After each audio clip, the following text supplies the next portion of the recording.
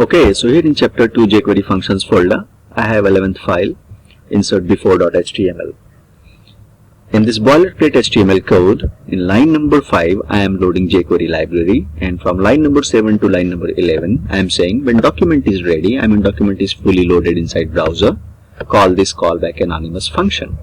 Inside body, I am going to have a button and a paragraph, because I am going to show you in this lecture how to call jQuery insertBefore method. So, input, type, submit. Here in the value attribute of the input type submit button, I'm going to pass a label insertBefore. After this button, I'm going to have a line break, and after this line break, I'm going to have a paragraph having an ID as P1 along with the text para already existing.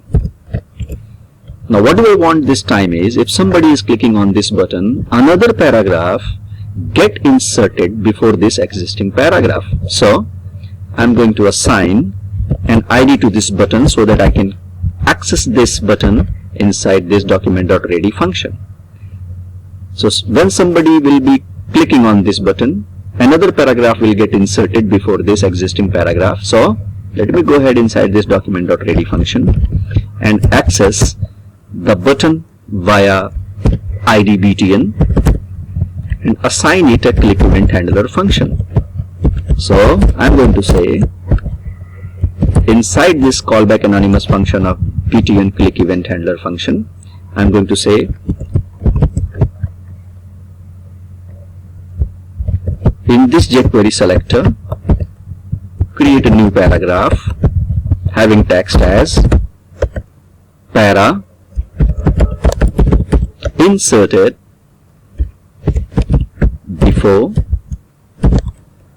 So this jQuery selector will simply select this newly created paragraph, and then I'm going to say insertBefore method on this paragraph, and here I'm going to pass as parameter the ID of existing paragraph in the body. So P1.